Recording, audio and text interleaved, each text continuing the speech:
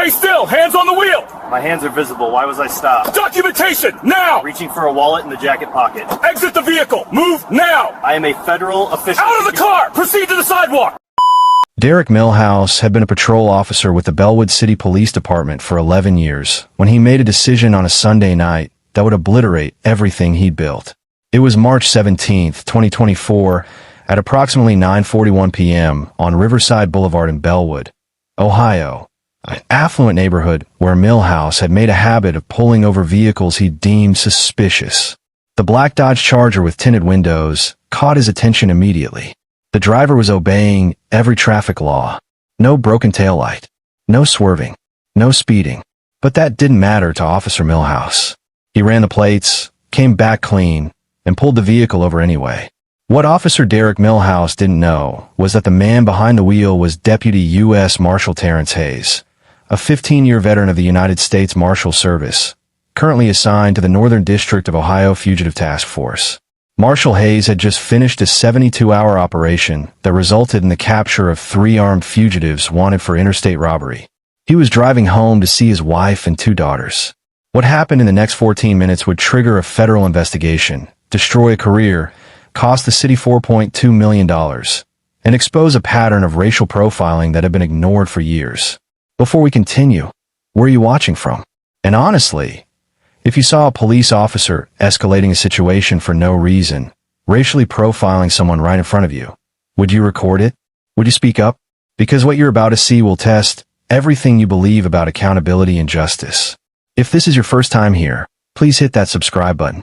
Stories like these need to be shared, and your support helps us expose the truth and hold people accountable. Derek Millhouse had a record that should have raised red flags years before this night. In his 11 years with Bellwood PD, he'd accumulated 23 formal complaints, 18 of them from black motorists. 14 complaints alleged racial profiling. 6 alleged excessive force. 3 previous internal investigations had resulted in written reprimands and additional training. No suspensions, no demotions, no real consequences. His supervisors knew. His sergeant had flagged the pattern in 2021. The complaint was filed with the department's Internal Affairs Division, noted in Millhouse's file, and then nothing. He stayed on patrol, kept making stops. The complaints kept coming. That failure of oversight was about to cost everyone dearly. The body cam footage shows Officer Millhouse approaching the Charger with his hand already on his weapon. Standard procedure is to approach calmly, introduce yourself, explain the reason for the stop. Millhouse did none of that. Let me see your hands. Both hands on the wheel. His voice is already aggressive, already assuming threat. Marshal Hayes, a black man in his early 40s wearing a suit, complies immediately. Officer, my hands are right here. Can you please tell me why you stopped me? You were swerving. Sir, I wasn't swerving. I like to see the dash cam footage. Are you arguing with me? License and registration. Now, this is where things start to go wrong. Marshal Hayes knows exactly what's happening. He's been a federal law enforcement officer for 15 years. He's made hundreds of arrests. He's testified in federal court. He knows the law better than Officer Millhouse ever will. But he also knows something else. He knows that this situation is dangerous, that one wrong move could escalate into violence, and that his badge won't protect him from a bullet if this officer is looking for an excuse. I'm going to reach for my credentials, Hayes says slowly, his voice calm and professional. They're in my inside jacket pocket. Keep your hands on the wheel. You just asked for my license. Don't talk back to me. Step out of the vehicle. Marshal Hayes takes a slow breath. The body cam captures his face clearly through the window. He's not angry, not defiant. He looks tired. This isn't his first time being profiled. It won't be his last. But tonight, it's going to be Officer Millhouse's last time doing this to anyone. What Officer Millhouse doesn't see is the small recording device mounted on Marshal Hayes' dashboard, standard equipment for federal agents who transport fugitives. It's been recording since the traffic stop began. Every word, every gesture, every violation. What Millhouse also doesn't notice is the woman in the second-floor window of the house directly across the street. Her name is Patricia Owens, a 63-year-old retired school teacher. She's holding her phone, recording everything, because she's watched Officer Millhouse pull over 5 different black drivers on this same street in the past 8 months. She called the police department twice to complain. No one returned her calls. Tonight, she's getting evidence. Marshal Hayes steps out of the vehicle slowly, hands visible. "Officer, I need to inform you that I'm a deputy U.S. Marshal." "Sure you are," Milhouse interrupts, his voice dripping with sarcasm. "And I'm the president." "Turn around." Hands on the vehicle. "Sir, I'm trying to show you my credentials." I said hands on the vehicle. This is the moment where Officer Derek Milhouse crosses the line from which there is no return. Instead of allowing Marshal Hayes to identify himself, instead of checking his credentials, instead of following any protocol designed to de-escalate, he grabs Hayes by the shoulder and slams him face first against the charger. The body cam audio picks up Hayes' grunt of pain. His forehead hits the roof of the car. "You're under arrest for resisting," Milhouse announces.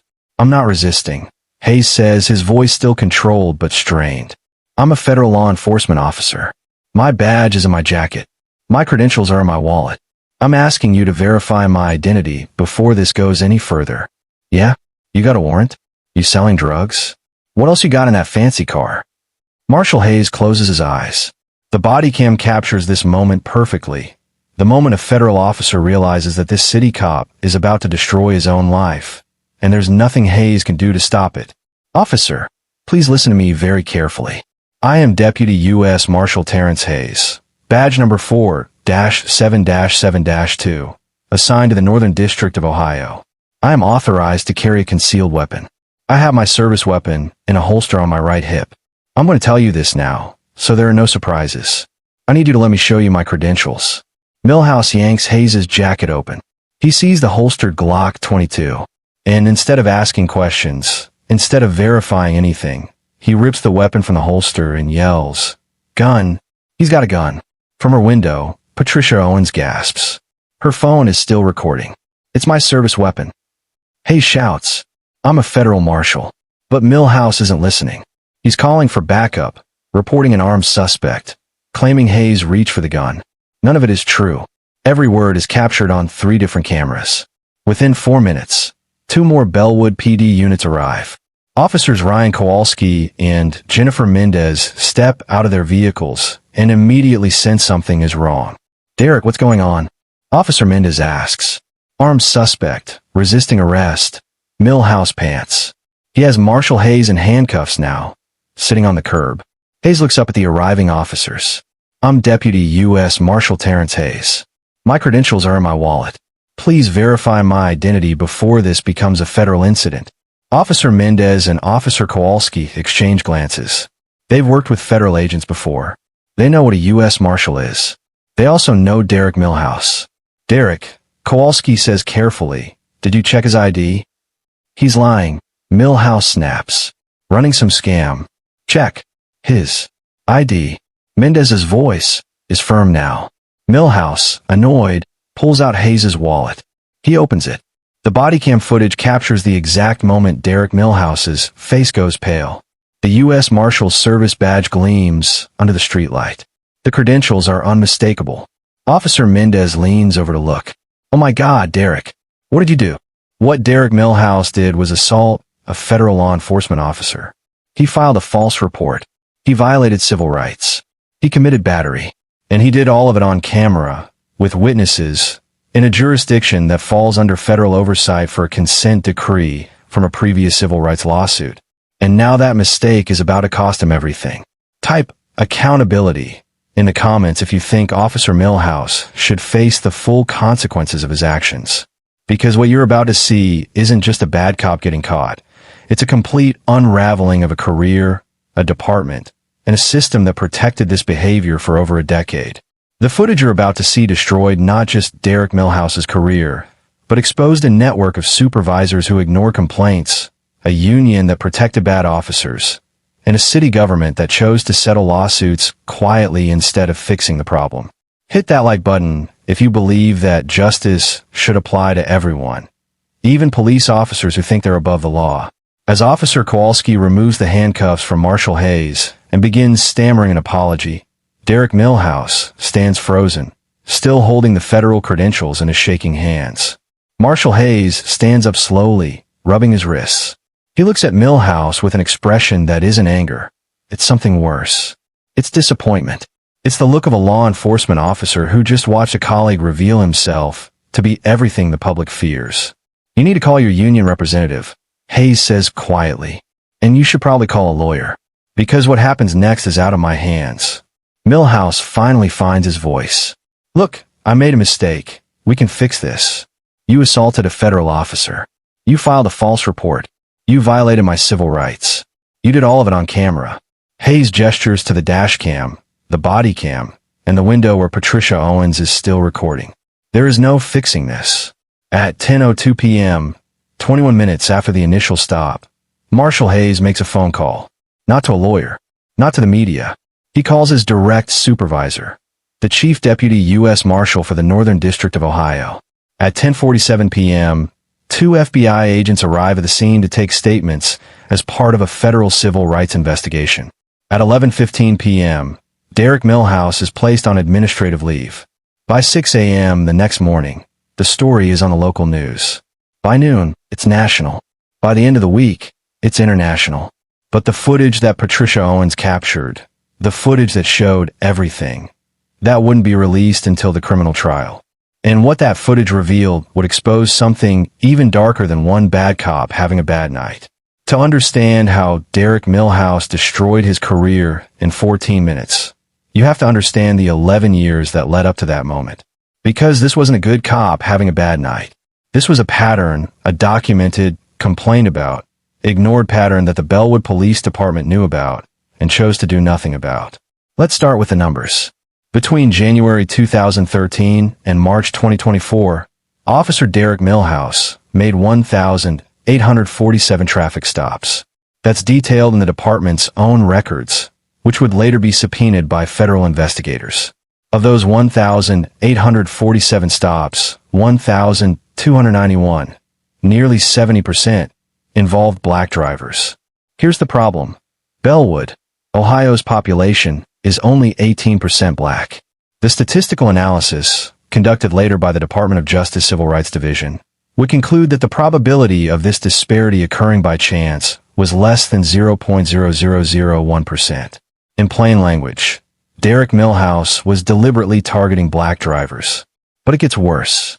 Of those 1,291 stops of black drivers, only 127 resulted in citations, meaning that 90% of the time, Milhouse pulled someone over, ran their ID, searched their vehicle, questioned them, and then let them go. No ticket, no warning, no legitimate law enforcement purpose. 23 formal complaints were filed. The Bellwood PD, Internal Affairs Division, investigated 8 of them. 8. The other 15 were dismissed as lacking sufficient evidence or unable to substantiate. Of the 8 that were investigated, Derek Milhouse was found to have violated department policy exactly 0 times. He received 3 written counselings and 5 additional training recommendations.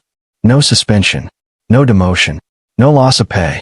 His patrol supervisor, Sergeant Michael Borden, had flagged the pattern in an email to the department's Internal Affairs Commander on August 14, 2021. The email was later obtained by local news station WCOH through a public records request. It read, Officer Milhouse continues to generate a disproportionate number of complaints regarding traffic stops in the Riverside Boulevard area. While I cannot substantiate racial bias, the pattern is concerning and warrants review. Recommend reassignment or additional oversight. The Internal Affairs Commander's response, sent 3 days later, noted, We'll monitor. Derek Milhouse stayed on patrol in the same area for 2 more years, making the same stops, generating the same complaints. The city settled 4 lawsuits related to Milhouse's conduct between 2018 and 2023, paying out a total of $340,000. None of the settlements admitted wrongdoing. All included non-disclosure agreements. The plaintiffs couldn't talk. The city didn't have to change anything. And Derek Milhouse kept his badge. Terrence William Hayes was born on July 3, 1981, in Cleveland, Ohio. His father was a Cleveland firefighter for 30 years. His mother was a nurse at Metro Health Medical Center. He grew up in the Glenville neighborhood, played football at Glenville High School, and graduated with honors. He joined the United States Marine Corps in 1999, 2 years before September 11th. He served 2 tours in Iraq as a military police officer, earning a Navy and Marine Corps Commendation Medal for his role in training Iraqi police forces in Fallujah. He left the Marines as a sergeant in 2006. In 2007, he joined the Ohio State Highway Patrol. In 2009, he was recruited by the United States Marshal Service, one of the most elite federal law enforcement agencies in the country. U.S. Marshals don't just serve warrants. They track fugitives across state lines, protect federal judges, transport dangerous criminals, and operate the Witness Security Program. By 2024, Marshal Hayes had personally apprehended 247 fugitives. He'd testified in federal court 83 times. He'd received 2 Director's Awards for distinguished service. He was training new deputies and serving on the Northern District's Fugitive Task Force. He was also a husband to Dr. Nicole Hayes, an emergency room physician, and father to 2 daughters, Ava, age 9, and Kennedy, age 7. On March 17, 2024, Marshal Hayes had just finished a 72-hour operation tracking 3 armed robbery suspects who'd fled from Kentucky to Ohio. The fugitives were wanted for a series of violent robberies targeting jewelry stores across 3 states. The arrest operation, which Hayes led, had gone flawlessly. All 3 suspects in custody. No shots fired. No injuries. He was driving home in his personal vehicle, a 2022 Dodge Charger, still wearing his suit from the federal courthouse where he'd processed the suspects. His service weapon, a Glock 22.40 caliber pistol, was holstered on his hip. His badge and credentials were in his wallet. He was 3 miles from his house when Officer Derek Millhouse lit him up. Marshal Hayes knew exactly what was happening. This wasn't his first time being pulled over for driving while black. It had happened in college. It had happened when he was a Marine on leave, still in uniform. It had happened when he was a state trooper driving his personal car. But this was the first time it had happened while he was a federal officer. And this was the first time the person doing it made the catastrophic mistake of not listening when Hayes tried to identify himself. Patricia Owens had lived at 4782 Riverside Boulevard for 37 years. She'd raised 3 children in that house. She'd buried her husband of 41 years and decided to stay because she loved the neighborhood, loved her garden, loved watching the sunset over the river from her second-floor bedroom window. What she didn't love was watching Officer Derek Millhouse turn her street into a personal hunting ground. She started noticing it in late 2022. Police cars on her street weren't unusual. Riverside Boulevard was a main thoroughfare. But she noticed that the same officer kept pulling over cars late at night. And she noticed that the drivers always seemed to be black. Patricia wasn't naive. She'd been a teacher in Cleveland public schools for 34 years. She taught through desegregation, through the crack epidemic, through countless budget cuts and policy changes. She knew what racial profiling looked like.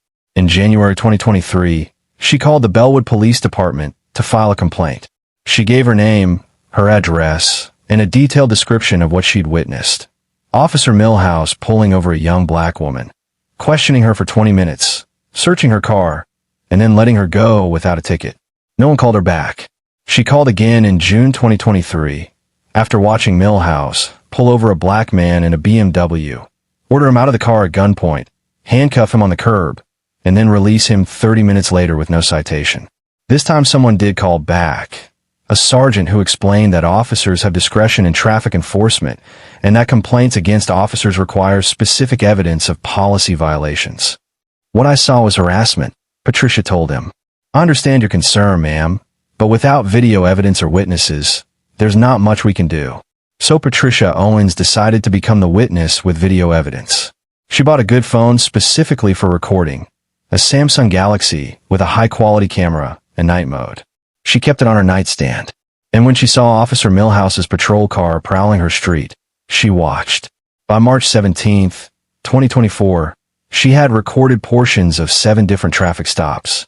All black drivers. All on Riverside Boulevard. All by the same officer. When she saw Millhouse pull over the black Charger that Sunday night, she grabbed her phone out of habit. She didn't know who was driving. She didn't know he was a federal officer. She just knew this was wrong, and she was going to document it.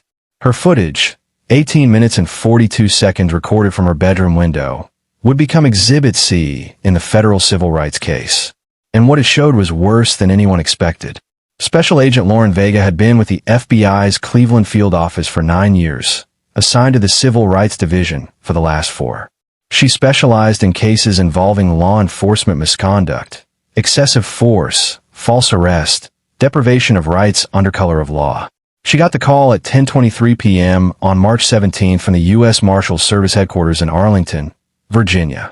A deputy marshal had been assaulted during a traffic stop by a local police officer. Federal jurisdiction was automatic. Agent Vega and her partner, Special Agent Marcus Chun, arrived at the scene at 10:47 p.m. By that time, Marshal Hayes had already given his statement to the Bellwood PD shift supervisor. Officer Milhouse was sitting in his patrol car, union representative on the way. Agent Vega interviewed Marshal Hayes first. She reviewed the dashcam footage from Marshal Hayes' vehicle. She reviewed Officer Milhouse's bodycam footage. And within 20 minutes, she knew this wasn't just an assault case. "This is a pattern," she told Agent Chun as they sat in their bureau car reviewing the footage. "Nobody does this once. If he pulled over a federal marshal without cause, he's been doing this to regular people for years." At 11:42 p.m., Agent Vega called the Assistant U.S. Attorney on duty for the Northern District of Ohio. By midnight, the FBI had opened a formal civil rights investigation, not just into Officer Derek Milhouse, but into the entire Bellwood Police Department. The next morning, March 18th, Agent Vega submitted a federal subpoena for all of Officer Milhouse's personnel records, all traffic stop data for the past 5 years, all complaint records, and all internal affairs investigations.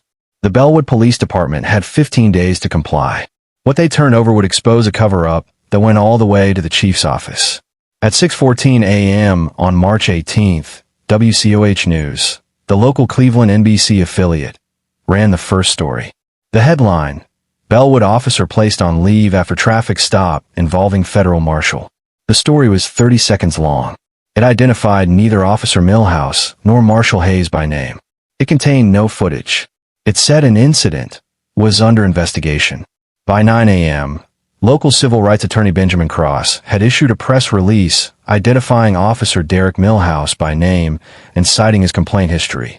Cross represented 2 of the previous plaintiffs who'd sued Milhouse, cases that had been settled with NDAs.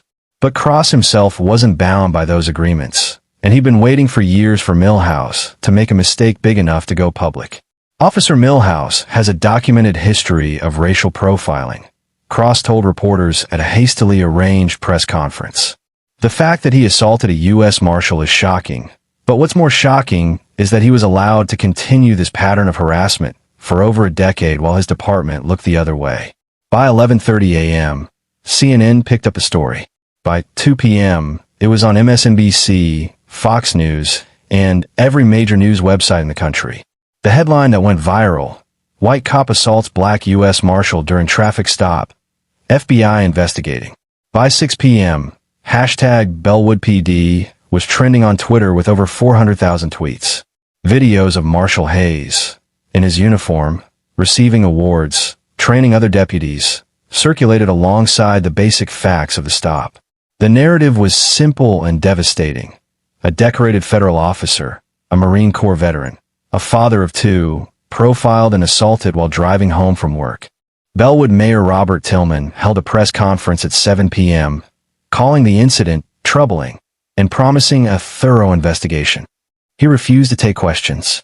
Bellwood Police Chief Harold Wagner released a statement emphasizing that Officer Milhouse had been placed on administrative leave and that the department was cooperating fully with federal authorities. Neither the mayor nor the chief mentioned the 23 previous complaints. Neither mentioned the settlements.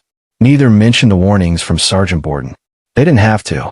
By the next morning, WCOH investigative reporter Stephanie Ruiz had obtained all of it through public records requests and leaked documents from inside the department.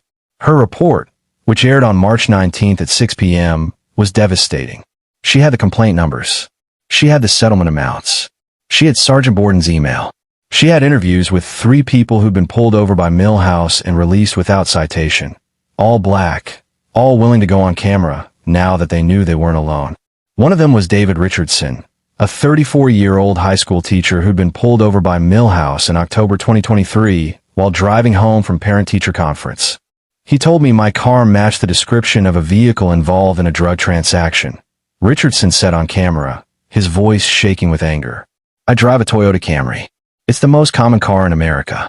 He searched my entire car, made me stand in the rain for 40 minutes, and then told me I was free to go.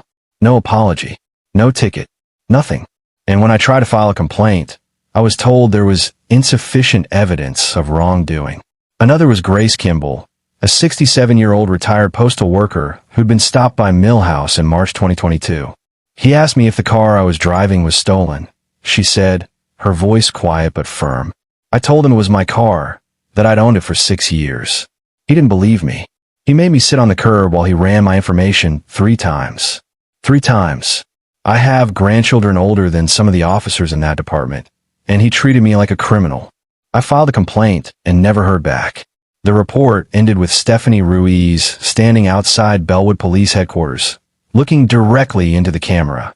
The question isn't whether Officer Derek Millhouse racially profiled Marshal Hayes, she said. The evidence makes that clear.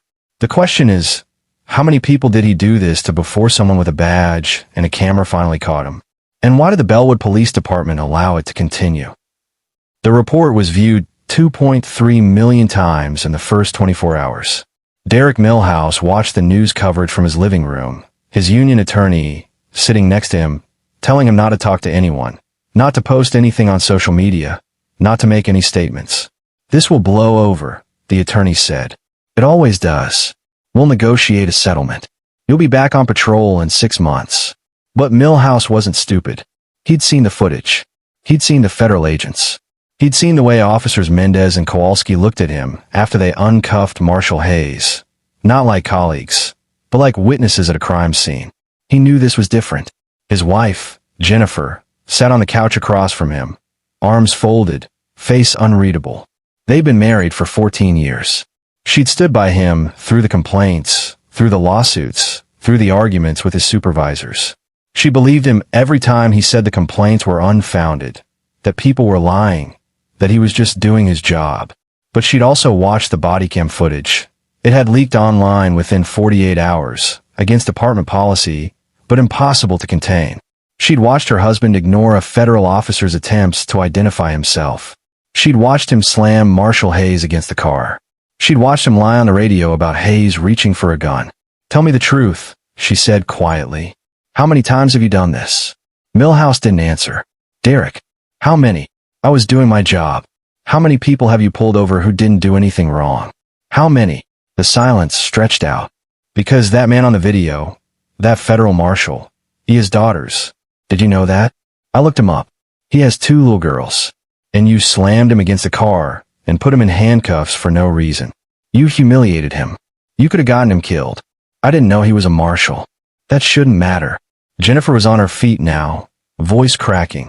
It shouldn't matter if he's a marshal or a teacher or a plumber or unemployed. You had no reason to pull him over. You had no reason to touch him. And you did it anyway because... She stopped. The word hung in the air between them, unspoken. Because he was black. Jen, I can't do this. She was crying now. I can't watch you destroy yourself and pretend I don't see what you've become. Our kids, Derek, our kids are going to see this. Everyone at their school is going to know. Everyone in this town is going to know that their father. She grabbed her keys and walked out. Derek Millhouse sat alone in his living room, watching his career, his marriage, and his life disintegrate on live television. But Derek Millhouse's personal crisis was just beginning. Because while he was watching the news coverage and losing his family, federal investigators were uncovering something that would turn this from a career-ending mistake into a criminal prosecution with mandatory prison time. Patricia Owens' footage, the 18 minutes and 42 seconds she recorded from her bedroom window, showed something that none of the other cameras captured. And when FBI Special Agent Lauren Vega watched that footage for the first time on March 21st, 3 days after the incident, she said 5 words that changed everything. We need to arrest him now.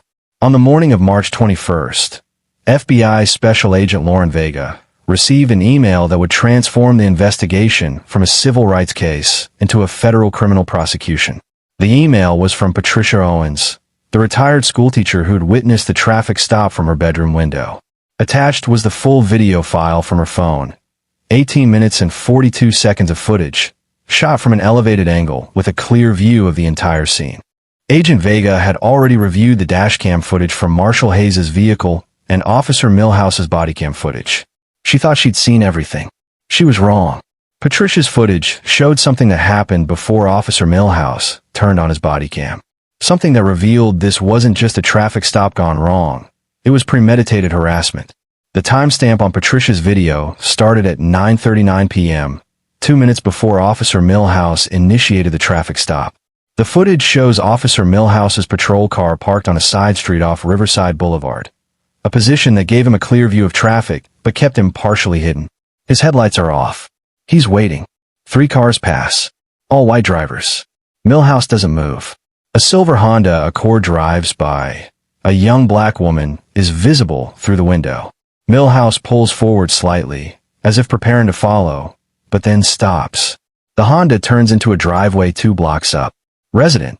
Not worth stopping. At 9:41 p.m., Marshal Hayes's black Dodge Charger approaches from the east, traveling exactly 28 miles per hour in a 30 miles per hour zone. The car is obeying every traffic law. No swerving. No weaving. Turn signals used properly at the previous intersection. Officer Millhouse pulls out immediately and follows for exactly 37 seconds before activating his lights. But here's what Patricia Owens' footage captured that no other camera could see. During those 37 seconds, Officer Millhouse radioed dispatch with the Charger's license plate, received confirmation that it came back clean with no warrants, and then initiated the stop anyway. The audio is faint on Patricia's recording, but forensic audio enhancement, performed later by the FBI's technical lab in Quantico, would pull out every word of that radio transmission. Millhouse, 1, David 7, running plate Edward Charles, Thomas, 4-7-9-2. Dispatch, 1 David 7. That plate comes back to a 2022 Dodge Charger, registered to Terrence Hayes, Cleveland address. No warrants, no flags, insurance valid. Millhouse, copy. Initiating traffic stop, Riverside Boulevard at Oak Street. Possible suspicious vehicle. Dispatch, 1 David 7. What's the violation? There's a pause. 5 seconds of silence. Millhouse, swerving within the lane. Possible impaired driver. Dispatch, copy 1 David 7. Advise if you need backup. The patrol car's dashcam footage would later confirm that Marshal Hayes's vehicle never swerved. Not once. The lane departure warning sensors in Millhouse's own patrol car, which automatically flag erratic driving, never activated. Officer Derek Millhouse lied to dispatch to justify a stop he'd already decided to make the moment he saw a black man driving a nice car through an affluent neighborhood, and now is on tape. When Special Agent Vega finished watching Patricia Owens' footage, she immediately called Assistant U.S. Attorney Michelle Torres, the federal prosecutor assigned to the case. We have him on tape fabricating probable cause, Vega said. This isn't a mistake. This is deliberate deprivation of civil rights. We can file federal charges today. There was a pause on the other end of the line. How clear is the evidence? Torres asked. Crystal clear. He told dispatch the car was swerving. The video from 3 different angles shows it wasn't. He knew the plate came back clean and initiated the stop anyway. And then he lied in his official report, claiming he observed erratic driving patterns. It's textbook 18 U.S.C. 242, deprivation of rights under color of law. What's the federal sentencing exposure? Agent Vega didn't hesitate. 10 years maximum. But he assaulted a federal officer, so we can add 18 U.S.C. 111. That's another 8 years. We're looking at 18 years maximum federal prison time. Give me the complaint affidavit by end of business, Torres said. I'll take it to the grand jury tomorrow. On March 23, 2024, at 6:47 a.m., FBI Special Agents Lauren Vega and Marcus Chun, accompanied by 4 other agents, arrived at Derek Millhouse's home in Westlake, Ohio, a suburb about 20 minutes from Bellwood. Derek Millhouse answered the door in sweatpants and a t-shirt, coffee in hand. He'd been up since 4:30 a.m., unable to sleep, scrolling through news articles about himself. Derek Millhouse. Agent Vega held up her badge and credentials. Yeah. I'm Special Agent Vega, FBI. You're under arrest for deprivation of rights under color of law, in violation of Title 18, United States Code, Section 242, an assault on a federal officer, in violation of Title 18, United States Code, Section 111. The coffee mug slipped from Milhouse's hand and shattered on the doorstep. "What? I thought," my attorney said. "Turn around and put your hands behind your back." From inside the house, Jennifer Milhouse appeared, still in her bathrobe. She'd moved back in 2 days earlier, trying to hold the family together for their 2 children. Now she watched federal agents handcuff her husband on their front porch while neighbors stepped out to watch. "This is a federal prosecution, Mr. Milhouse," Agent Vega said as she tightened the cuffs. "You have the right to remain silent. Anything you say can and will be used against you in a court of law. You have the right to an attorney. If you cannot afford an attorney, one will be appointed for you. Do you understand these rights?" Milhouse nodded, unable to speak. They walked him to the unmarked FBI sedan in his driveway. No sirens, no spectacle, just a quiet, efficient arrest that would appear on the national news within the hour. At 9 a.m., Derek Milhouse appeared before U.S. Magistrate Judge David Hernandez for his initial appearance. He was still wearing sweatpants. His public defender, his police union attorney, had immediately dropped him once federal charges were filed, argued for release on bond. Assistant U.S. Attorney Michelle Torres argued that Milhouse was a danger to the community with a documented pattern of violent behavior towards citizens. Judge Hernandez set bond at $100,000 cash, ordered Milhouse to surrender his passport, and imposed a special condition: no contact with any current or former members of the Bellwood Police Department except through his attorney. "Mr. Milhouse," Judge Hernandez said, looking down from the bench, "you are charged with violating the constitutional rights of a federal law enforcement officer. These are serious charges with significant penalties. I strongly suggest you take this process seriously." Derek Milhouse was released on bond at 2:17 p.m. He walked out of the federal courthouse to a wall of cameras and reporters. "Officer Milhouse, do you have anything to say to Marshal Hayes? Did you racially profile him? How many other people have you done this to? Are you sorry?" Milhouse kept his head down and said nothing. His public defender guided him through the crowd to a waiting car. But the cameras caught the look on his face, the moment the full weight of what he'd done finally hit him. He wasn't a police officer anymore. He was a federal defendant facing 18 years in prison. The Department of Justice investigation, systemic failure. The same day Derek Milhouse was arrested, the Department of Justice Civil Rights Division announced a formal pattern or practice investigation into the Bellwood Police Department. This was the nuclear option. A pattern or practice investigation examines whether an entire police department has engaged in systemic civil rights violations. If the DOJ finds a pattern, they can sue the department, impose a consent decree, and force reforms under federal court supervision for years or even decades. The announcement came in a press release from Associate Attorney General Vanita Gupta. The Department of Justice has opened an investigation into whether the Bellwood Police Department has engaged in a pattern or practice of racially discriminatory policing, excessive force, and violations of constitutional rights. This investigation was prompted by the recent arrest of a Bellwood officer for assaulting a U.S. Marshal. But our review will examine the department's policies, training, supervision, and accountability mechanisms more broadly. The investigation would take 8 months. A team of 15 DOJ attorneys and civil rights investigators descended on Bellwood, interviewing officers, reviewing records, riding along on patrols, and analyzing 5 years of traffic stop data.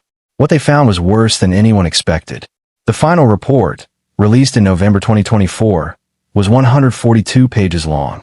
The findings included racially discriminatory traffic stops. Black drivers in Bellwood were 4.7 times more likely to be stopped than white drivers, even after controlling for population demographics and crime rates. Officer Milhouse was the worst offender, but he wasn't alone. 12 other officers showed statistically significant racial disparities in their stop patterns. Excessive force. Bellwood officers used force in 34% of arrests involving black suspects, compared to 11% of arrests involving white suspects. Complaints of excessive force were routinely dismissed without investigation. Failed accountability. Over a 5-year period, Bellwood PD received 487 complaints from the public. Only 23 were sustained. 0 officers were terminated as a result of sustained complaints. Supervisor complicity. Supervisors were aware of patterns of misconduct and failed to intervene. The report specifically cited Sergeant Borden's email about Officer Milhouse, which was ignored by Internal Affairs. Retaliation against complainants. The DOJ found evidence that officers who filed internal complaints about colleagues faced retaliation, including unfavorable assignments and negative performance reviews. The conclusion was damning. The Bellwood Police Department has engaged in a pattern or practice of unconstitutional policing that violates the 4th and 14th Amendments. These violations are not the result of isolated misconduct by individual officers, but rather systemic failures of policy, training, supervision, and accountability. The DOJ filed a federal lawsuit against the city of Bellwood on November 18, 2024. The lawsuit demanded a court-enforced consent decree requiring independent monitoring of all police activities, mandatory bias training for all officers, early intervention systems to flag problematic behavior, community oversight board with subpoena power, body cameras for all officers with strict activation policies, complete overhaul of the complaint process. The city of Bellwood settled the lawsuit in January 2025, agreeing to all terms. The consent decree would remain in effect for a minimum of 7 years, with the possibility of extension if compliance wasn't achieved. Police Chief Harold Wagner resigned the day the settlement was announced. Mayor Robert Tillman announced he wouldn't seek re-election. The Bellwood Police Department, a force of 147 officers, would spend the next decade under federal supervision. And it all started because Derek Milhouse couldn't let a black man drive through a nice neighborhood without harassment. On March 25, 2024, 2 days after Derek Milhouse's arrest, Deputy U.S. Marshal Terrence Hayes gave his first and only interview about the incident. He sat down with Lester Holt on NBC Nightly News. The interview was conducted at the U.S. Marshal's service office in Cleveland, with Hayes in his full uniform, badge visible. Holt: Marshal Hayes, thank you for speaking with us. Can you walk us through what happened that night? Hayes: I was driving home from work. I just finished a 3-day operation, and I was tired. I wanted to see my family. I saw the police lights behind me, and I pulled over immediately. I knew I hadn't done anything wrong, but I also knew, as a black man in America, that didn't necessarily matter. Holt: At what point did you try to identify yourself as a federal officer? Hayes: Immediately. As soon as Officer Milhouse approached my window, I told him I was a Deputy U.S. Marshal and that I was carrying my service weapon. I wanted him to know before the situation escalated, but he didn't want to hear it. He'd already decided who I was and what I was doing there. Holt: What was going through your mind when he put you in handcuffs? Hayes paused. For the first time in the interview, his composure cracked slightly. Hayes: I was thinking about my daughters. I was thinking about how I'd have to explain this to them if something went wrong. I was thinking about all the people who've been in this exact situation. People who don't have a badge, who don't have the protection of federal law enforcement behind them, and what happens to them when no one's watching. Holt: Are you angry? Hayes: I'm disappointed. I'm a law enforcement officer. I've dedicated my career to upholding the law and protecting people. And to be treated like a criminal by someone who's supposed to be a colleague, someone who's supposed to have the same mission I do, it's deeply disappointing. But I'm not surprised. Because this is the reality for black men in this country, badge or no badge. Holt: What do you want people to take away from this? Hayes: I want people to understand that this isn't about one bad cop. This is about systems that protect bad cops. This is about departments that ignore complaints, supervisors who don't intervene, and elected officials who settle lawsuits quietly instead of fixing the problem. Officer Milhouse didn't wake up one day and decide to violate my rights. He'd been doing this for years, and no one stopped him. That's what needs to change. The interview was viewed by 8.7 million people, and now that mistake is costing him everything. By the end of March 2024, Derek Milhouse's life had completely collapsed. He was facing 18 years in federal prison. His attorney, a federal public defender named Rachel Stein, had reviewed the evidence and given him a blunt assessment. The government's case is overwhelming. We need to discuss a plea agreement. His marriage was over. Jennifer filed for divorce on March 28th, citing irreconcilable differences. She was granted temporary full custody of their 2 children, ages 10 and 12. Derek was allowed supervised visitation 2 hours per week. His financial situation was catastrophic. The Bellwood Police Department terminated him on March 24th, the day after his arrest, which meant he lost his salary, his health insurance, and his pension. The police union, which had defended him through years of complaints, refused to pay for his criminal defense once federal charges were filed. He was unemployed, unemployable, and facing legal bills that would run into the hundreds of thousands of dollars. His house in Westlake, a 4-bedroom colonial he and Jennifer had bought in 2019, went into foreclosure. They couldn't make the mortgage payments without his income. His name had become synonymous with racial profiling and police misconduct. A Google search for Derek Millhouse returned 847,000 results, all negative. His Facebook and Instagram accounts were flooded with death threats until he deleted them entirely. His parents, both retired and living in Florida, stopped returning his calls. His father, a retired correctional officer, told him in a voicemail, "You shamed the badge. You shamed this family.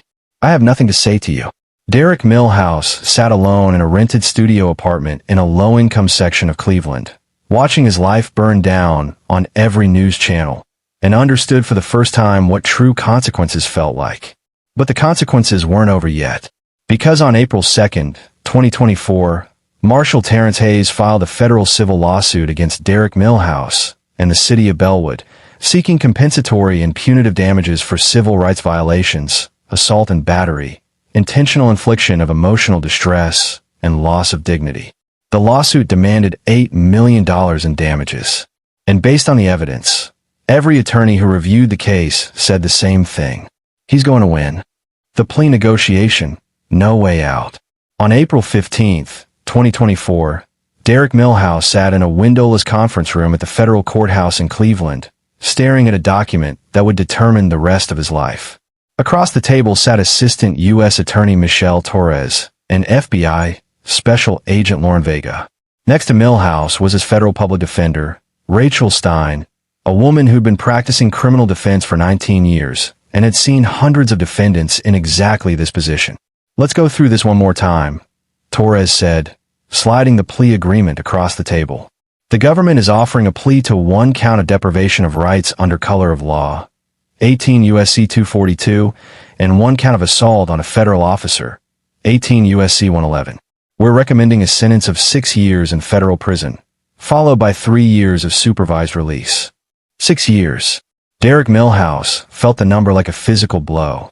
"If you reject this offer and go to trial," Torres continued, her voice matter of fact, "you're facing a maximum of 18 years. And Mr. Millhouse, I need to be very clear with you. Our evidence is overwhelming.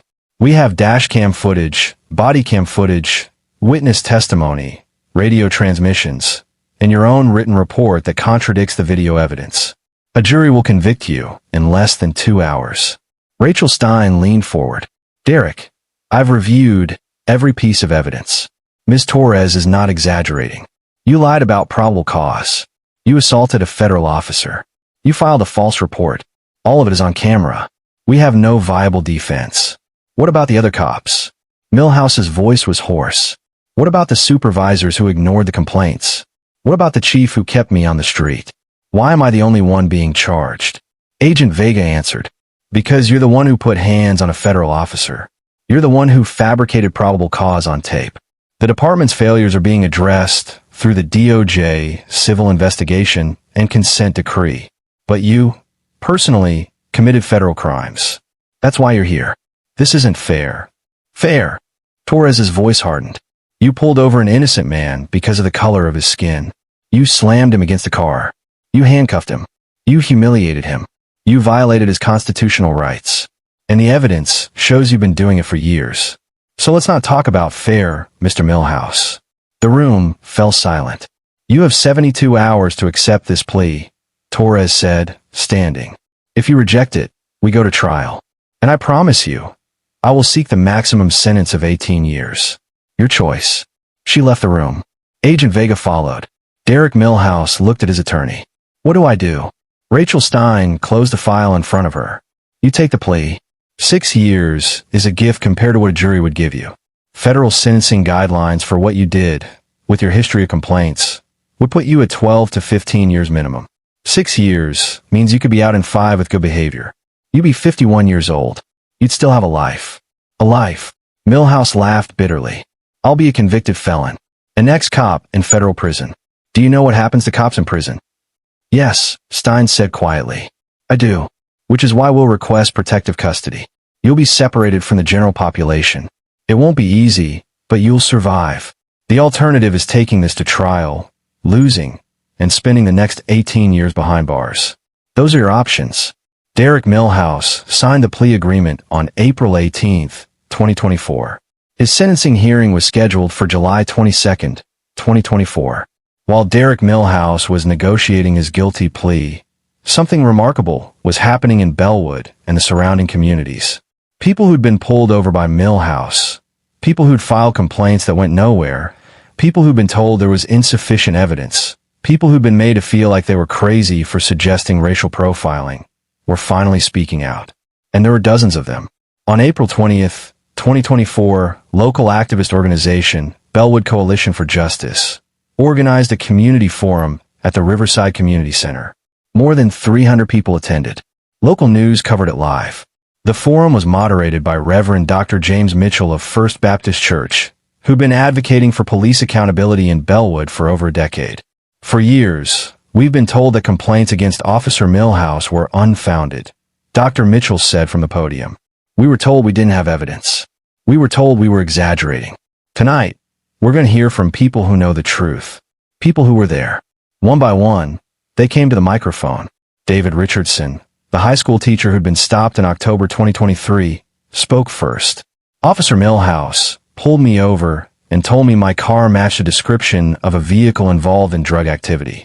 I drive a gray Toyota Camry, one of the most common cars in America. He searched my entire car while I stood in the rain. He found nothing because there was nothing to find. When I asked for his badge number to file a complaint, he told me, "Go ahead. No one's going to believe you anyway." He was right. I filed a complaint. No one ever called me back. Grace Kimball, the 67-year-old retired postal worker, spoke next, her voice shaking with emotion. I have lived in Bellwood for 43 years. I raised my children here. I pay my taxes. I volunteered at the library. And Officer Milhouse treated me like a criminal because I was driving a car he didn't think I should own. He asked me if it was stolen. He asked me where I got the money to buy it. He made me sit on the curb, at my age, with my arthritis, while he ran my information 3 times. I've never been so humiliated in my life. Marcus Johnson, a 29-year-old engineer, spoke third. Milhouse pulled me over in January 2024, 2 months before he assaulted Marshal Hayes. He said I ran a stop sign. I didn't. I have a dash cam in my car, and I showed him the footage proving I stopped completely. He still gave me a ticket. When I fought it in court, the judge dismissed it immediately because the body cam footage showed I was right. But that ticket cost me $300, a day off work, and my sanity. And when I tried to file a complaint, I was told the officer had discretion in issuing citations. Shanice Williams, a 24-year-old nursing student, spoke forth, tears streaming down her face. I was pulled over by Officer Milhouse on my way home from a night shift to the hospital. It was 2 a.m. He asked me where I was coming from, where I was going, why I was in that neighborhood. I told him I was a nursing student coming home from work. He didn't believe me. He made me show him my hospital ID, my nursing school ID, my registration, my insurance, everything. And then he asked me if I had drugs in the car. I started crying because I was so scared. He searched my car anyway. Found nothing. Let me go without even an apology. I filed a complaint the next day. The department sent me a letter 3 months later saying the complaint was unfounded. The stories continued for 2 hours. 18 people spoke. All black. All stopped by Derek Milhouse. All released without citation. All filed complaints that went nowhere. By the end of the forum, it was clear. Marshal Hayes wasn't Milhouse's first victim. He was just the first one with enough power to make people listen. WCOH reporter Stephanie Ruiz covered the forum and interviewed Dr. Mitchell afterward. What we're seeing tonight is the tip of the iceberg, Dr. Mitchell said. For every person who spoke, there are dozens more who didn't come forward because they're afraid, or they don't trust the system, or they've been conditioned to believe that this is just how things are. But it doesn't have to be this way. Marshal Hayes proved that. He fought back, and now we're seeing justice. The forum footage went viral, viewed over 1.2 million times in 3 days. While the criminal case moved forward, Marshal Terrence Hayes' civil lawsuit against Derek Millhouse and the city of Bellwood was proceeding in parallel. The lawsuit, filed on April 2, 2024, in U.S. District Court for the Northern District of Ohio, alleged 42 U.S.C. Section 1983, deprivation of civil rights. Millhouse violated Hayes' 4th and 14th Amendment rights through an unlawful stop, search, and arrest, assault, and battery. Millhouse used physical force against Hayes without legal justification. Intentional infliction of emotional distress. Millhouse's conduct was so extreme and outrageous that it caused severe emotional harm. Municipal liability. The city of Bellwood failed to properly train, supervise, and discipline Millhouse despite knowing about his pattern of misconduct. The lawsuit sought $8 million in compensatory and punitive damages. Marshal Hayes was represented by Benjamin Cross, the same civil rights attorney who'd represented previous victims of Millhouse's misconduct. Cross was one of the most respected civil rights lawyers in Ohio, with a track record of winning multi-million-dollar settlements against police departments. This case is about accountability, Cross said at a press conference announcing the lawsuit. Marshal Hayes is a decorated federal officer, a Marine Corps veteran, and a dedicated public servant. He was humiliated, assaulted, and deprived of his constitutional rights by an officer with a documented history of racial profiling. The city of Bellwood knew about Derek Millhouse's conduct and chose to do nothing. Now, they're going to pay for that choice. The city of Bellwood's initial response was to fight the lawsuit. Their attorneys filed a motion to dismiss, arguing that Millhouse's actions were isolated and not representative of department policy. The motion was denied. On June 3, 2024, depositions began. Benjamin Cross deposed Derek Millhouse for 7 hours, asking detailed questions about every traffic stop, every complaint, every incident in his 11-year career. The deposition transcript, later obtained by media outlets, was devastating. Millhouse invoked his Fifth Amendment right against self-incrimination 147 times. Cross also deposed Police Chief Harold Wagner, Sergeant Michael Borden, and the Internal Affairs Commander. All three admitted they were aware of complaints against Millhouse, but claimed they had insufficient evidence to take action. Did you ever consider that 18 complaints from black motorists might indicate a pattern? Cross asked Chief Wagner. Complaints alone don't prove misconduct, Wagner responded. Did you ever review Officer Millhouse's traffic stop data to see if there was a racial disparity? Wagner hesitated. No. Why not? It didn't seem necessary at the time. Even after Sergeant Borden specifically flagged the issue in an email. I don't recall that email. Cross slid a printed copy across the table. This email, from August 2021, where Sergeant Borden recommends reassignment or additional oversight for Officer Millhouse due to a concerning pattern of complaints. Do you recall it now? Wagner read it. His face went pale. Ah, yes. I remember now. And what did you do in response to this email? I believe we monitored the situation. By monitored, do you mean you reassigned Officer Millhouse? No. Did you implement additional oversight? No. Did you review his traffic stop data? No. Did you do anything at all? Silence. Chief Wagner, I'll ask again. After receiving an email from a supervisor explicitly warning you about Officer Millhouse's pattern of behavior, what action did you take? None. That deposition sealed the city's fate. On June 28, 2024, the Bellwood City Council held an emergency closed session to discuss the lawsuit. Their outside litigation counsel, a firm specializing in police liability cases, gave them a grim assessment. The evidence is catastrophic, the attorney told the council. You have an officer with a documented history of racial profiling, multiple complaints that were ignored, a supervisor who warned you about the problem, and a victim who happens to be a federal law enforcement officer. If this goes to trial, a jury will award Marshal Hayes everything he's asking for, plus punitive damages. You're looking at a potential verdict of $12 to $15 million. Mayor Robert Tillman asked the obvious question. What do we do? You settle. Immediately. For as little as you can negotiate. On July 8, 2024, the city of Bellwood offered to settle Marshal Hayes' lawsuit for $4.2 million. Benjamin Cross countered at $7 million. They settled at $6.3 million on July 12, 2024. The settlement included $6.3 million paid to Marshal Terrence Hayes, a formal public apology from the city of Bellwood, an admission that Officer Millhouse's conduct violated Hayes' constitutional rights, a commitment to implement all reforms required by the DOJ consent decree, no confidentiality agreement. The settlement was public record. It was the largest civil rights settlement in Bellwood's history. The city's insurance would cover $2 million. Bellwood taxpayers would pay the remaining $4.3 million over 5 years. For Derek Millhouse, personally, the settlement was another catastrophe. Because under Ohio law, if a police officer is found to have acted with malice or outside the scope of their employment, the city can seek indemnification, meaning they can sue the officer to recover the settlement money. On July 15, 2024, the city of Bellwood filed a cross-claim against Derek Millhouse, seeking to recover the full $6.3 million settlement, plus legal fees. Derek Millhouse, already facing 6 years in federal prison, was now also facing a $6.3 million civil judgment that would follow him for the rest of his life. His attorney, Rachel Stein, broke the news bluntly. You'll declare bankruptcy, but it won't discharge this debt because it's based on willful and malicious conduct. You'll be making payments on this judgment until you die.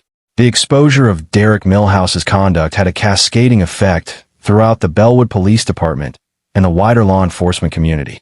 On May 14, 2024, the Bellwood City Council voted to place 3 supervisors on administrative leave pending the outcome of the DOJ investigation. Sergeant Michael Borden, Internal Affairs Commander Lieutenant Patricia Delgado, and Deputy Chief Ryan Kowalski, no relation to Officer Jennifer Kowalski who responded to the Hayes traffic stop. All 3 were later found to have failed in their supervisory duties and were forced to resign. None faced criminal charges, but all lost their pensions and were barred from working in law enforcement in Ohio. On June 2, 2024, the DOJ announced that their investigation had identified 12 other Bellwood officers with statistically significant racial disparities in their traffic stop patterns. All 12 were placed on desk duty pending retraining. 7 eventually resigned rather than face disciplinary proceedings. On June 19, 2024, the Fraternal Order of Police, the union representing Bellwood officers, issued an unprecedented statement. While we have historically defended the rights of our members, we cannot and will not defend unconstitutional conduct. Officer Millhouse's actions were indefensible and do not represent the values of the vast majority of law enforcement officers who serve with honor and integrity.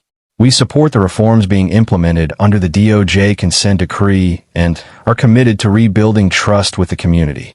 The statement was seen as a turning point, an acknowledgement that the blue wall of silence that had protected Millhouse for years was finally crumbling. On July 1, 2024, Ohio Governor Rebecca Martinez announced a statewide task force on police accountability, citing the Bellwood case as evidence of systemic failures that must be addressed. The task force would eventually recommend legislation requiring statewide database of police misconduct complaints, mandatory reporting of traffic stop data by race, early intervention systems for officers with patterns of complaints, decertification for officers found to have engaged in racial profiling, criminal penalties for filing false police reports. The legislation passed in March 2025 and was named the Terrence Hayes Law Enforcement Accountability Act. By mid-July 2024, Derek Millhouse had lost everything. His career was gone. His marriage was over. His children wouldn't speak to him. His ex-wife Jennifer had sole custody, and his supervised visitation requests were being denied because the court deemed him a negative influence. His house was foreclosed. His retirement savings were depleted paying legal fees. He was living in a studio apartment in East Cleveland, working part-time at a warehouse for $14 an hour, the only employer who would hire him. His parents had disowned him. His former colleagues avoided him. His neighbors recognized him from the news and asked him to move. He'd gained 40 pounds from stress and depression. He'd started drinking heavily. His public defender had to convince him to attend a court-ordered substance abuse evaluation. On July 18, 2024, 4 days before his sentencing hearing, Derek Milhouse sat in his apartment and wrote a letter. Not to the judge. Not to Marshal Hayes. To his children. The letter was later obtained by his ex-wife's attorney during divorce proceedings. Jennifer chose to share it with a reporter from the Cleveland Plain Dealer, hoping it would show that Milhouse was finally taking responsibility. It didn't. The letter read, in part, "I know you don't understand why all of this is happening. I know your mother has told you that I did something wrong, that I hurt someone. But I need you to know that I was just doing my job. Police work is hard. You have to make split-second decisions, and sometimes people don't like those decisions. That man I stopped, the Marshal, he could have just shown me his badge. He could have made it easier, but he wanted to make a point. And now I'm paying the price. I love you both more than anything. I hope someday you'll understand that your father isn't a bad person.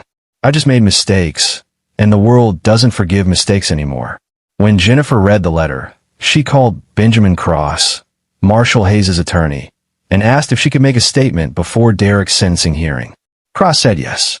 Sentencing hearing, July 22, 2024. The federal courtroom was packed. Every seat in the gallery was filled. Reporters lined the back wall. Court security had to turn people away. At 10 a.m., U.S. District Judge Margaret Shun took the bench. She was a Clinton appointee with 22 years on the federal bench, known for being tough but fair. Derek Milhouse sat at the defense table in a cheap suit, looking like he hadn't slept in days. Rachel Stein sat beside him, a thick sentencing memorandum in front of her. At the prosecution table sat Assistant U.S. Attorney Michelle Torres and FBI Special Agent Lauren Vega. Behind them, in the front row of the gallery, sat Deputy U.S. Marshal Terrence Hayes in his full-dress uniform, flanked by his wife Dr. Nicole Hayes and his attorney Benjamin Cross. Judge Chin reviewed the sentencing memorandum and the plea agreement. Then she looked up.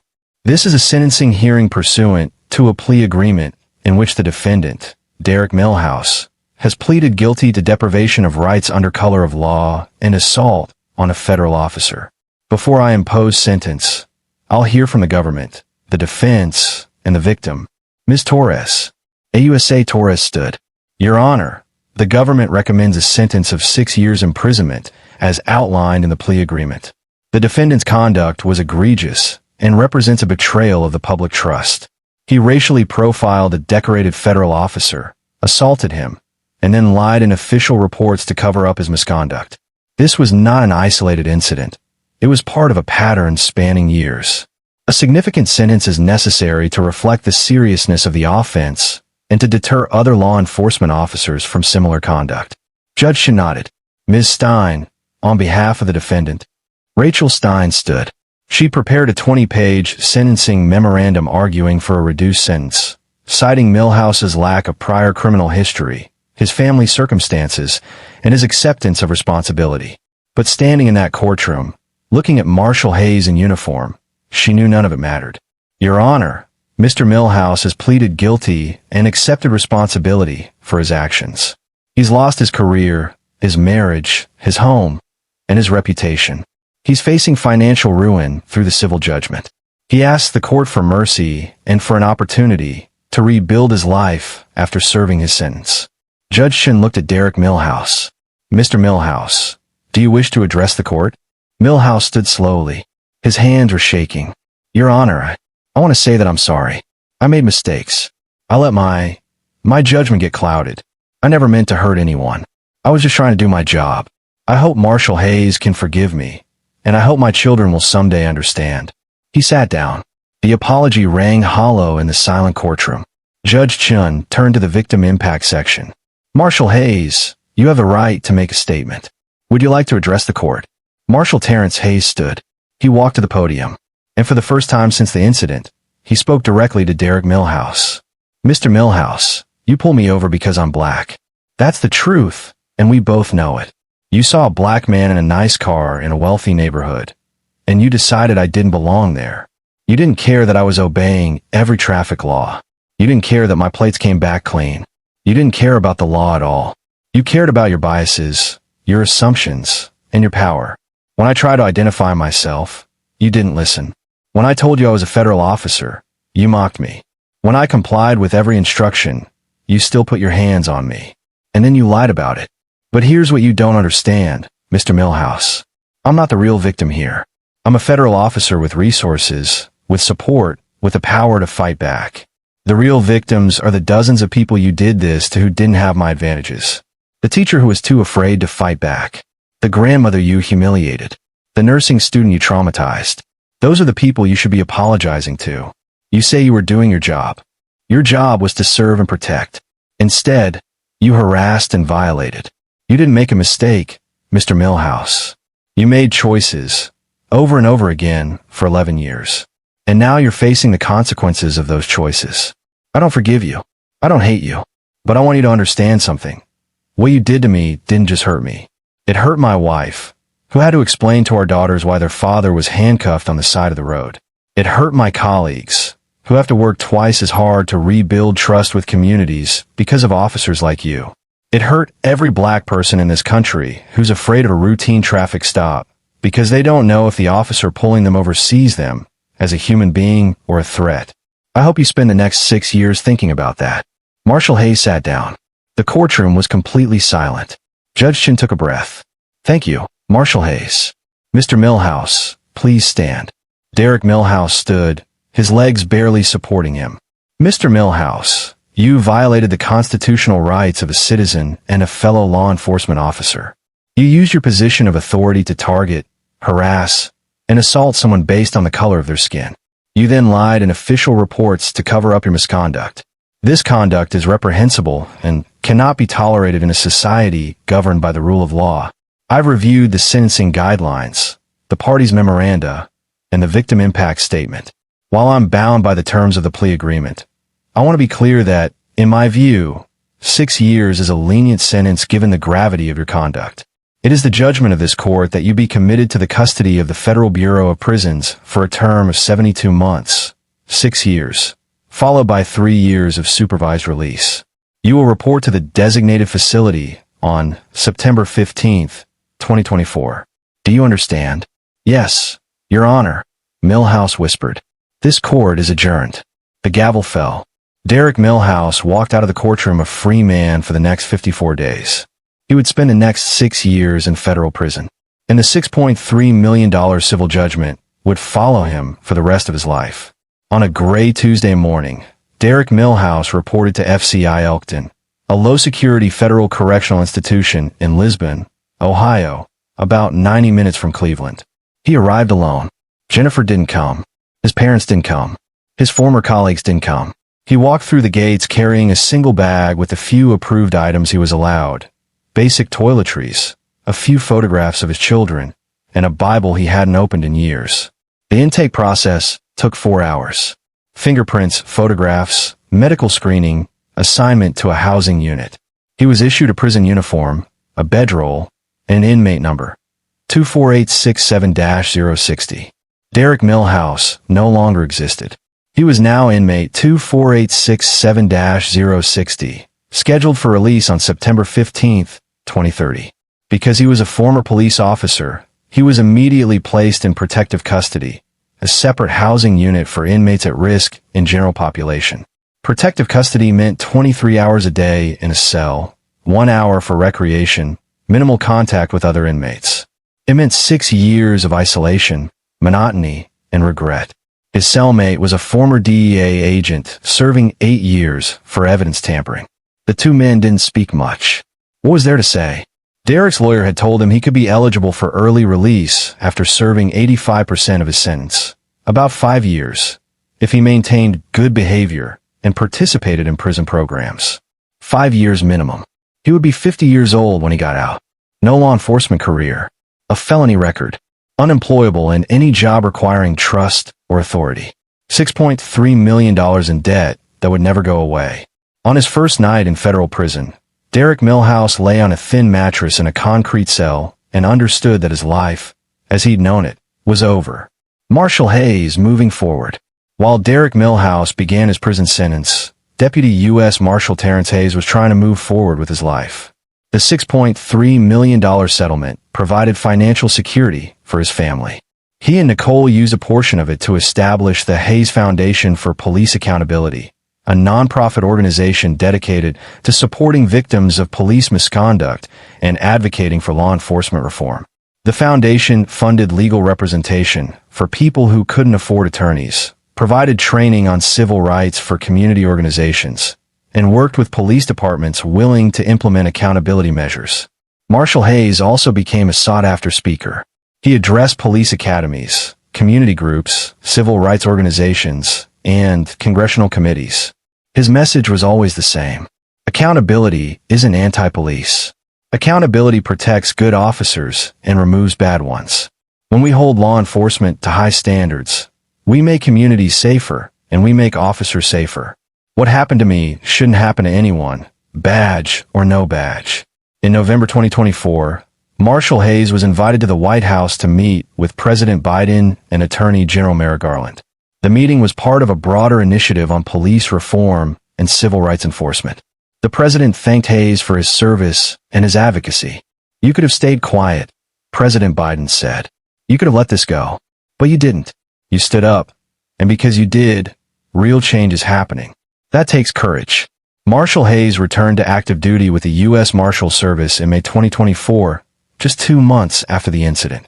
He'd taken some time off to deal with the legal proceedings and the media attention, but he'd never considered leaving law enforcement. "This is what I do," he told Lester Holt in a follow-up interview 6 months after the incident. "I hunt fugitives. I protect judges. I serve the law. One bad officer doesn't change my commitment to this work. If anything, it makes me more determined to show what good law enforcement looks like." His daughters, Ava and Kennedy, now 10 and 8 years old, understood what had happened to their father. Nicole had explained it in age-appropriate terms. "A police officer made a bad choice and hurt Daddy because of the color of his skin. But Daddy fought back, and now that officer can't hurt anyone else." Ava asked if all police officers were bad. "No," Marshal Hayes told her. "Most officers are good people trying to do a hard job. But some aren't. And when we find the ones who aren't, we have to hold them accountable. That's how we make things better." The DOJ consent decree transformed the Bellwood Police Department. The city hired an independent monitor, a former federal judge with expertise in police reform, to oversee compliance. Every policy, every training program, every use of force incident, every traffic stop was reviewed. The department implemented mandatory body cameras for all officers, with strict policies requiring activation during every public interaction. Officers who failed to activate cameras faced immediate suspension. A new early intervention system flagged officers with patterns of complaints, uses of force, or traffic stop disparities. Those officers received additional training, counseling, or reassignment. Repeat offenders were terminated. A civilian oversight board, with subpoena power and independent investigative authority, reviewed all complaints against officers. The board had the power to recommend discipline up to and including termination. The police chief was required to publicly explain any decision to reject the board's recommendations. All traffic stop data was published online in real time, broken down by race, location, time, reason for stop, and outcome. The transparency was uncomfortable, but it was necessary. Bellwood PD also implemented a comprehensive bias training program, developed in partnership with the DOJ and local civil rights organizations. Every officer completed 40 hours of training on implicit bias, de-escalation, constitutional policing, and community engagement. The changes weren't easy. Some veteran officers resigned rather than adapt to the new accountability measures. The police union fought some of the reforms in court and lost.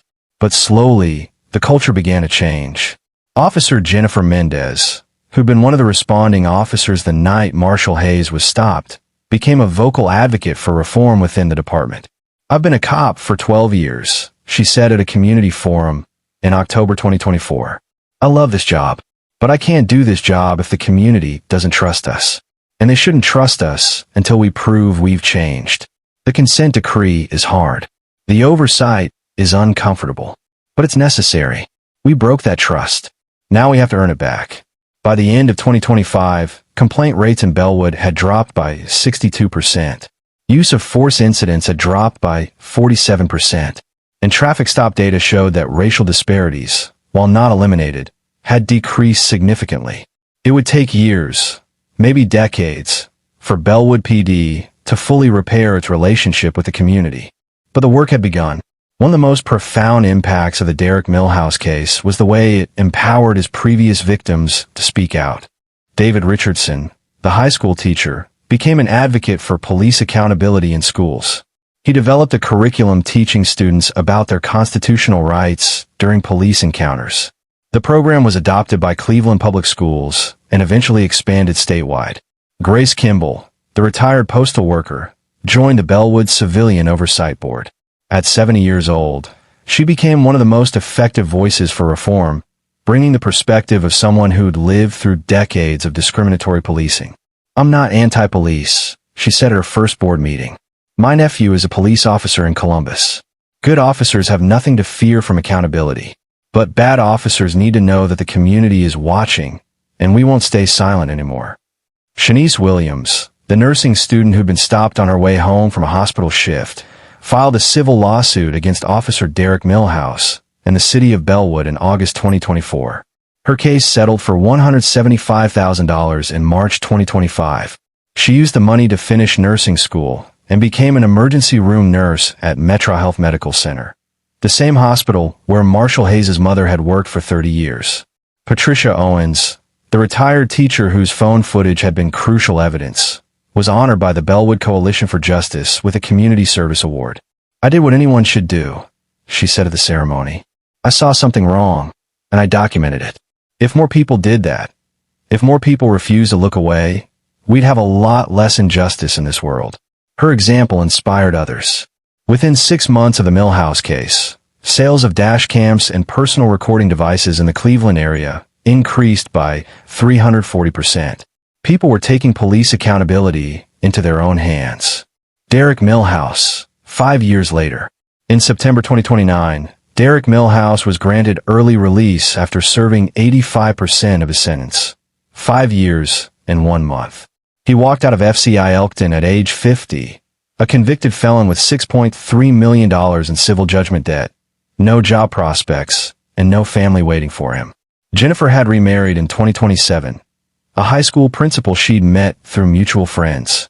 She and the children had moved to Columbus. Derek's daughters, now 14 and 12, had no relationship with him. They'd stopped responding to his letters from prison after the first year. Derek's parents had both passed away while he was incarcerated, his father from a heart attack in 2026, his mother from cancer in 2028. Neither had contacted him before their deaths. He moved into a halfway house in Cleveland, as required by the terms of his supervised release. He found work as a night janitor at an office building for $13.50 an hour. It was the only job he could get with a felony record. 25% of his paycheck was garnished to pay the civil judgment. At his current income, he would pay approximately $3,500 per year toward the $6.3 million debt. It would take him 1,800 years to pay it off. He attended mandatory counseling sessions as part of his supervised release. The counselor asked him what he'd learned from his experience. "That everything can be taken away from you in an instant," Derek said. "What would you do differently?" Derek was quiet for a long time. "I would have listened. When Marshal Hayes told me who he was, I should have listened. Just because he was a marshal? No, because he was a person. Because I was wrong." It was the closest Derek Millhouse ever came to understanding what he'd actually done. He would spend the rest of his life as a cautionary tale. The cop who destroyed his career in 14 minutes because he couldn't see past the color of someone's skin. In March 2025, Ohio Governor Rebecca Martinez signed the Terrence Hayes Law Enforcement Accountability Act into law. The legislation, which had overwhelming bipartisan support, included statewide misconduct database. All complaints against law enforcement officers, regardless of outcome, will be entered into a statewide database accessible to any law enforcement agency conducting background checks. Officers could no longer resign from one department and get hired at another to escape accountability. Traffic stop data collection. All law enforcement agencies were required to collect and publicly report data on traffic stops, broken down by race, reason for stop, and outcome. Departments with significant racial disparities would be subject to state investigation. Early intervention requirements.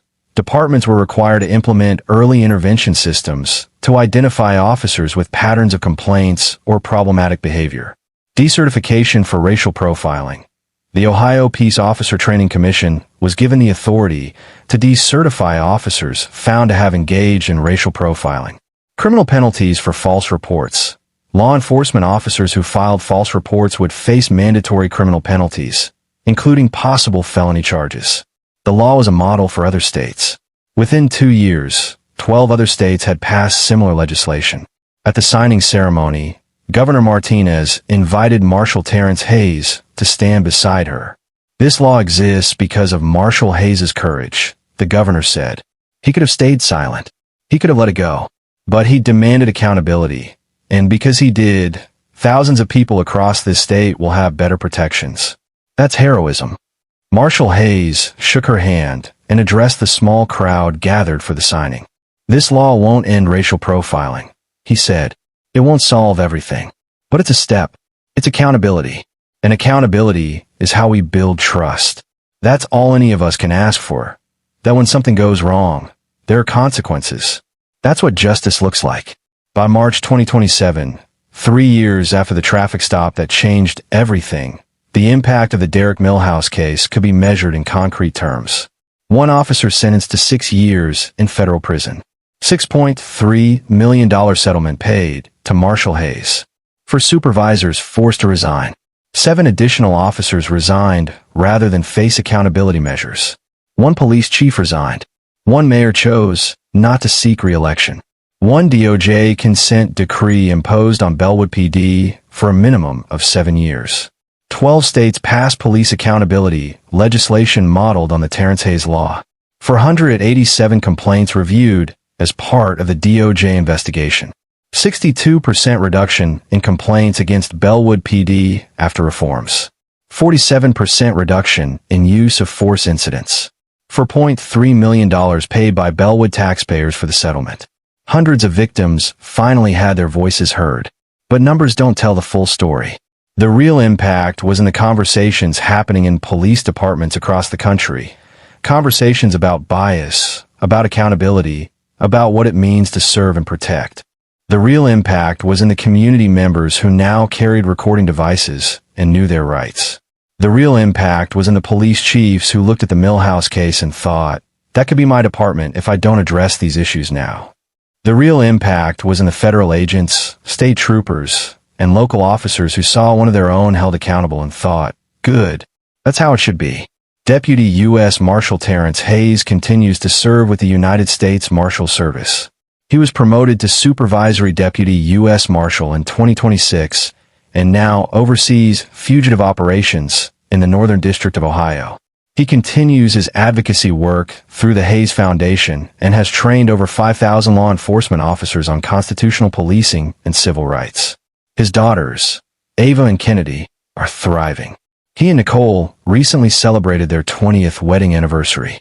Dr. Nicole Hayes continues her work as an emergency room physician at Metro Health Medical Center. She serves on the board of directors for the Hayes Foundation and has become an advocate for racial justice in healthcare. Patricia Owens, now 70 years old, still lives in her house on Riverside Boulevard. She's been featured in documentaries about citizen journalism and police accountability. She keeps her phone charged and ready, just in case. Benjamin Cross, Marshal Hayes' attorney, continues to represent victims of police misconduct. The Millhouse case elevated his national profile, and he's now one of the most sought-after civil rights attorneys in the country. He's won over $40 million in settlements against police departments since 2024. Special Agent Lauren Vega was promoted to Supervisory Special Agent in the FBI's Civil Rights Division. She's investigated dozens of cases involving law enforcement misconduct and has testified before Congress on police accountability measures. Officer Jennifer Mendez was promoted to Sergeant in Bellwood PD and now oversees community policing initiatives. She's become a bridge between the department and the community, working to rebuild trust one interaction at a time. David Richardson still teaches high school. His constitutional rights curriculum has been taught to over 50,000 students across Ohio. Grace Kimball continues to serve on the Bellwood Civilian Oversight Board. She's reviewed over 200 complaints and has been instrumental in holding officers accountable. Shanice Williams graduated nursing school at the top of her class and now works in the emergency room, saving lives every day. Derek Millhouse, now 53 years old, works as a night janitor in Cleveland. He lives alone in a small apartment. He hasn't spoken to his children in 8 years. He will spend the rest of his life paying a debt he can never repay.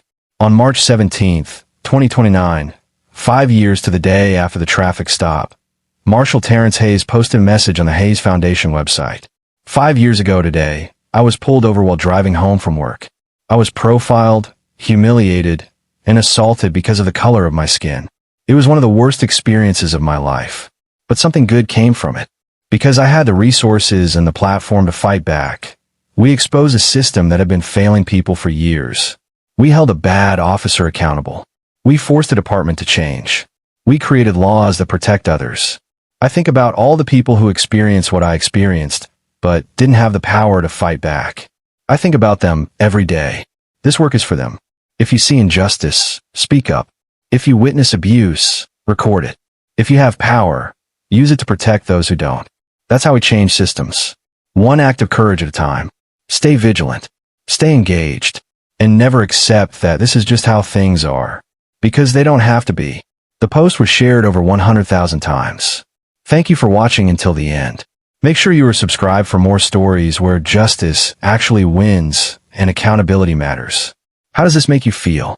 Are you angry about what happened? Relieved that justice was served? Shocked by how far this went? What was the most unbelievable part of this story for you? Let me know in the comments below. Stories like this show why it's so important to record everything, know your rights, and never stay silent when you see injustice happening. Your voice matters, and together we can hold people accountable for their actions. Derek Millhouse's 14-minute traffic stop cost him 6 years in federal prison, his career, his family, his freedom, and left him with a $6.3 million debt he'll never be able to pay. But more importantly, it sparked changes that have protected thousands of people from experiencing what Marshal Hayes experienced. One bad decision, 14 minutes, a lifetime of consequences. If you've ever experienced something similar, the comments are a safe space to share. And remember, always help others when you see them being treated unfairly. That small action could change everything.